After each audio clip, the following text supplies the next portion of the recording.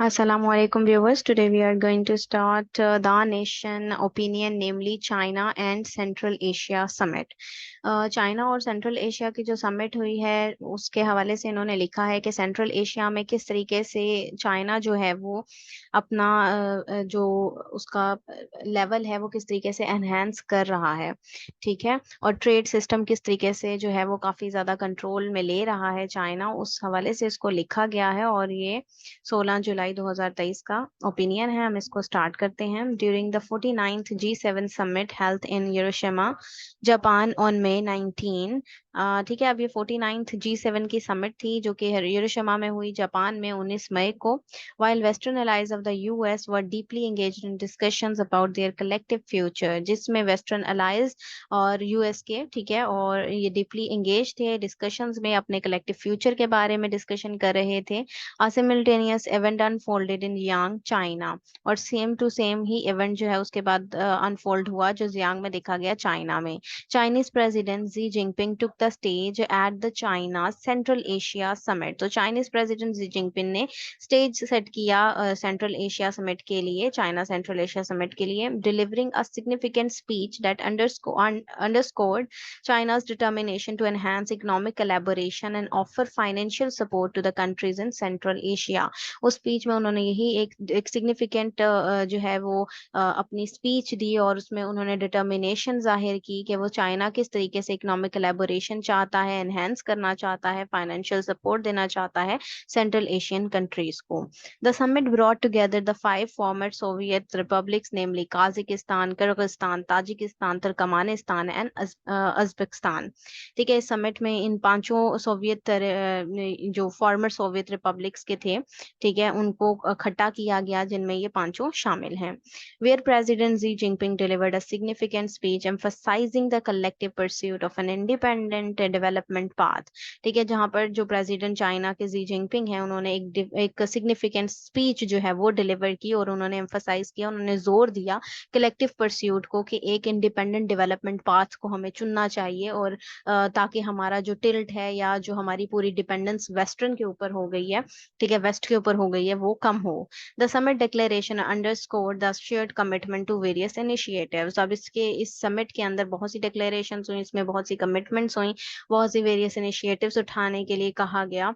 ठीक है। जिनमें कौन कौन से शामिल हैं? Including boosting trade, enhancing rail and road connectivity, expanding flight connections, and expediting the construction of a cross-border railway connecting China, Kyrgyzstan and Uzbekistan। ठीक है। जिनमें ट्रेड को यानी तिजारत को फरोग देना, रेल और रोड की कनेक्टिविटी, उसके अलावा फ्लाइट की कनेक्शंस को बढ़ाना, कंस्ट्रक्शन प्रोग्राम्स, रेलवे की कनेक्टिविटी चाइना, किर्गिस्तान और उज्बेकिस्तान के साथ शामिल हैं।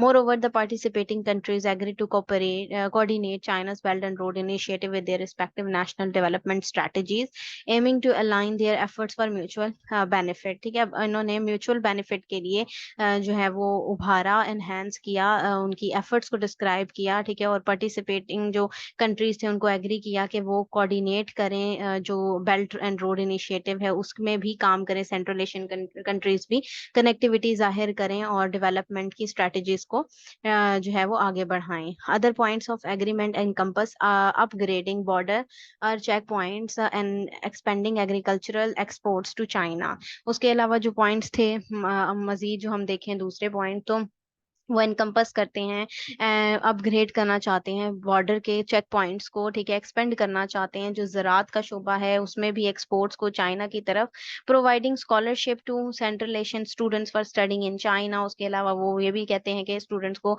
सेंट्रल एशियन जो स्टूडेंट्स हैं उनको स्कॉलरशिप पढ़ने के लिए दी जाएगी। And boosting cooperation in irrigation, आबपाशी में मदद की जाएगी, कॉपरेट किया जाएगा। एंड ग्रीन एनर्जी सेक्टर में भी उनकी मदद की जाएगी। This comprehensive and collaborative approach aims to enhance economic operation. अब ये कॉम्प्रिहेंसिव एक कोलैबोरेटिव अप्रोच थी जिसका मकसद जो है इकोनॉमिक ऑपरेशन को एनहांस करना था, रीजनल कनेक्टिविटी को बढ़ाना है, and human capital development between China and central Asian countries. और साथ ही साथ ह्यूमन कैपिटल डेवलपमेंट जो है इनका मेन एम है किसके दरमियान? सेंट्रल एशियन कंट्रीज और चाइना के दरमियान। ठीक है। इनका मेन एजेंडा यही था।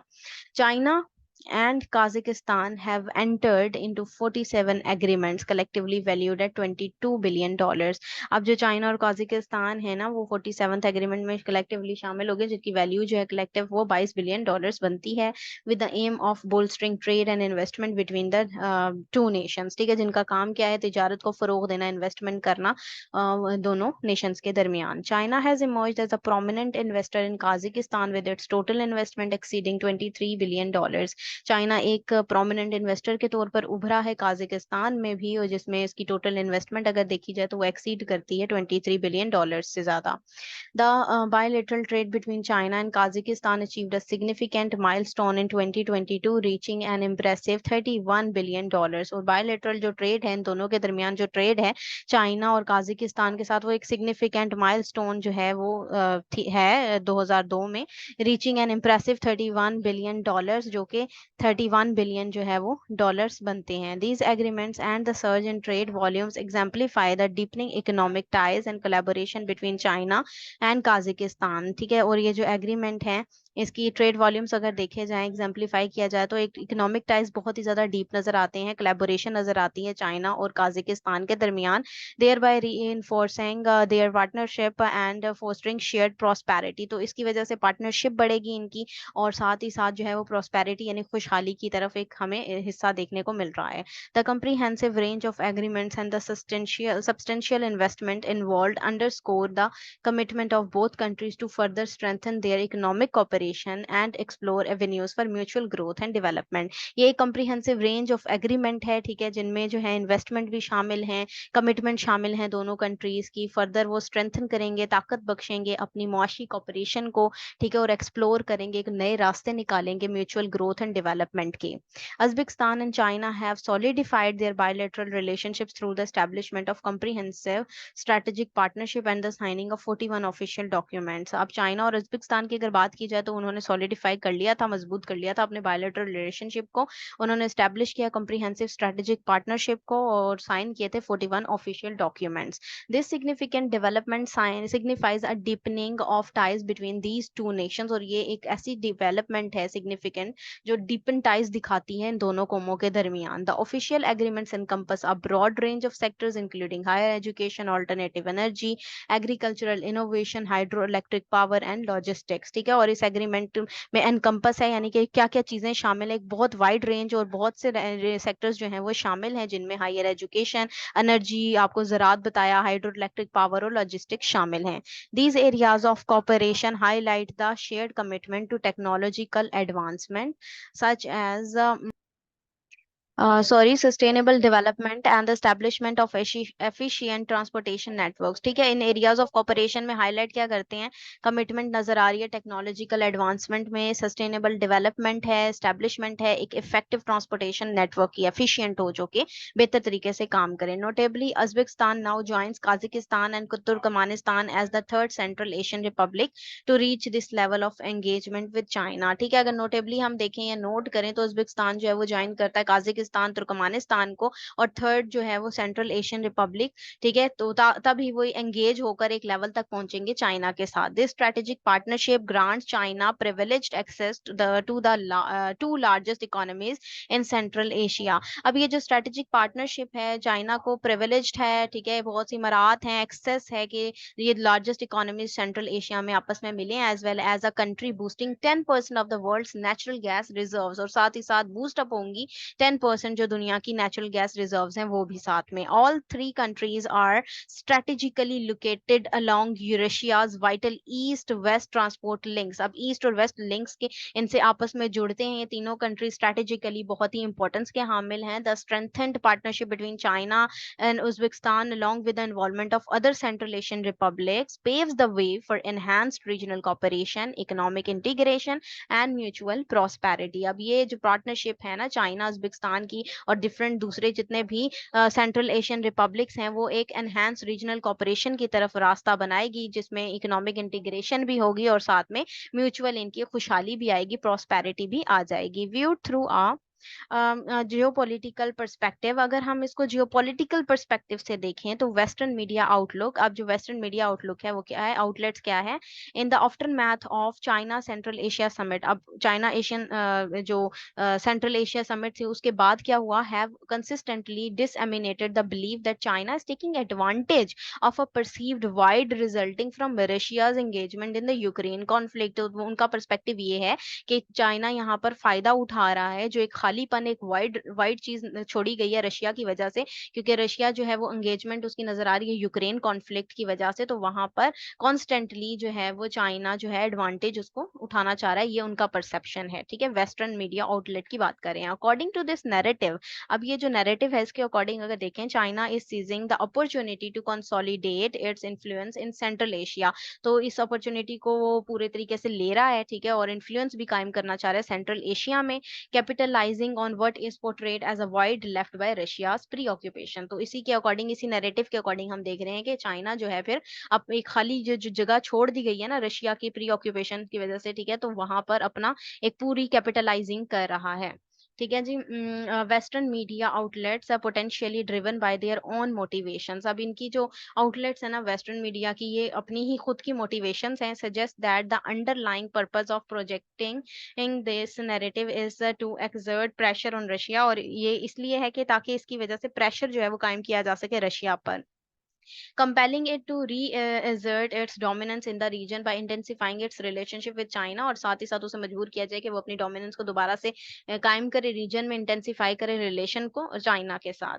This portrayal reflect the concerns and apprehensions of the western media regarding China's rise in Central Asia. अब ये जो आपने देखे कंसर्न्स देखे ऊपर, जो इनके खदशात देखे, एप्रीहेंशंस देखी, तो ये खदशात किसके हैं, वेस्टर्न मीडिया के हैं, किसके रिगार्डिंग चाइना के, जो चाइना जो राइज कर रहा है ना सेंट्रल एशिया में, उसके लिए वेस्ट के खदशात हैं, which they perceive as a significant development with broader geopolitical implications। अब इसको अगर परसीव किया जाए एक significant development के साथ, तो ये एक broader geopolitical implication के साथ हमें देखने को मिलता है। From their standpoint, China's growing influence in the region carries more weight and concern than the issue of Russian dominance। तो इस point of view से अगर देखें तो चाइना की ये जो बढ़ती हुई इन्फ्लुएंस है ना रीजन के अंदर, वो ज्यादा वेट रख रही है, एंड जो कंसर्न जो हैं वो भी दिखाई दे रहे हैं इसके बजाय, मतलब उसके साथ अगर उसका मुआवजा किया जाए रशिया की डोमिनेंस के साथ, उसके लिहाज से। ठीक है, in my previous column titled US Indo-Pacific Strategy, I delved into the concerted efforts led by the US and its allies to encircle China and disrupt its trade routes। ठीक है, वो यहाँ पर राइटर कह रहे हैं कि मेरा जो कॉलम था प्रीवियस जिसमें उन्होंने यूएस इंडो पैसिफिक स्ट्रैटेजी दिखाई, तो मैंने यहाँ पर डिफरेंट एफर्ट्स दिखाई जो कि यूएस की तरफ से की गई थी, ठीक है, जिसमें अलाइज देखे गए जो एनसर्कल कर रहे थे चाइना को और उसकी डिस्टर्ब करने के लिए उसकी ट्रेड रूट्स को। Their specific focus has been on undermining the South China Sea to the Strait of Malacca route, और उनका मेन मकसद, मेन फोकस यही था कि अंडरमाइन करें वो साउथ चाइना सी को, जो कि स्ट्रेट ऑफ मलाक्का रूट की तरफ जाता है, विच holds utmost significance as a critical component of the Belt and Road Initiative maritime Silk road, जिसका जो है वो होल्ड किसकी तरफ है, सिग्निफिकेंस कहाँ लेकर जाता है, क्रिटिकल कंपोनेंट की तरफ लेकर जाता है, जिनमें Belt and Road Initiative, Maritime Silk Road शामिल हैं। This deliberate targeting aims to impede, impede होता है रोकना, ये डेलिब्रेट यानी जानते बूझते, ये जो टारगेटिंग एम है ना वेस्ट का कि चाइना को रोका जाए, उसकी कनेक्टिविटी को रोका जाए, economic aspirations in the region, और जो उसकी इकोनॉमिक एस्पायरेशंस बढ़ रही है रीजन में उसको रोक दिया जाए। रिस्पॉन्डिंग टू दीज चैलेंजेस, इसका जवाब देते हुए, इन चैलेंजेस का जवाब देते हुए, रिस्पॉन्ड करते हुए, China has strategically shifted its attention to safeguarding another vital route of the Belt and Road Initiative. तो चाइना ने अपना स्ट्रेटेजिकली शिफ्ट लिया है, अटेंशन दी है, और सेफगार्ड करते हुए उसने एक अलग से एक और रूट तैयार किया रोड एंड बेल्ट इनिशिएटिव का, namely the ancient silk road, जिसको हम पहले सिल्क रोड कहते थे। This route primarily encompasses the land based connectivity, और इसकी ये एनकम्पस करता है, ये अहाता करता है लैंड बेस्ड कनेक्टिविटी दे रहा है अब, ठीक है, सर जमीनी, and its protection has become paramount for China to ensure seamless connectivity and the preservation of its economic interest across the expensive Eurasian region. अब इसका पैरामाउंट भी था चाइना के लिए कि वो इंश्योर करवाए एक बेहतरीन किस्म की कनेक्टिविटी, ठीक है, जिनमें उसको हिफाजत भी हो, इकोनॉमिक इंटरेस्ट भी हो और एक एक्सपेंशन भी मिले यूरेशियन रीजन में। क्योंकि इंडो पैसिफिक रीजन की वजह से तो इसको रोका जा रहा था, या फिर चाइना, सॉरी, वेस्ट जो है, यूएस जो है वो इंडिया के साथ मिलकर किसी ना किसी तरीके से इस पर जो है वो कंट्रोल करने की पूरी कोशिश कर रहा था, काउंटर करने की कोशिश कर रहा था। मगर अब चाइना ने इस बेल्ट रोड इनिशिएटिव को अडॉप्ट करके एक और रूट बहुत ही अच्छे तरीके से निकाला है। This shift in focus reflect चाइना's proactive response to counter western attempts at dominance and maintain its own sphere of influence। तो ये जो शिफ्ट नजर आ रहा है ना चाइना का, जो इसने इसमें नजर आता है कि चाइना ने कितना प्रोएक्टिव रिस्पॉन्स दिया है काउंटर करने के लिए वेस्टर्न अटेम्प्ट्स को और उसकी डोमिनेंस को, और मेंटेन किया है अपने ही इन्फ्लुएंस को पूरे स्फेयर में। कॉन्सिक्वेंटली, नतीजे के तौर पर this intensifying competition for influence and the dynamic geopolitical dynamics surrounding China's broader initiative come to the forefront. ठीक है, अब इसमें यही है कि नतीजे के तौर पर इंटेंसिफाई हुआ कंपटीशन, इन्फ्लुएंस बढ़ रहा है के लिए, ठीक है, और डायनेमिक्स नजर आ रहे हैं, जियोपॉलिटिकल डायनेमिक्स हैं, चाइना के ब्रॉडर इनिशिएटिव नजर आ रहे हैं हमें, ठीक है, फॉर फ्रंट पर, shaping the evolving landscape of power relations in the Indo Pacific region. और इवॉल्व हो गया इंडो पैसिफिक रीजन में जो लैंडस्केप था ना पावर रिलेशन का, वो भी साथ में। ठीक है जी, ये था इसका एनालिसिस। अगर आप लोगों को ये पसंद आया है तो काइंडली इसको लाइक कीजिएगा, शेयर कीजिएगा। Thank you very much. Allah Hafiz.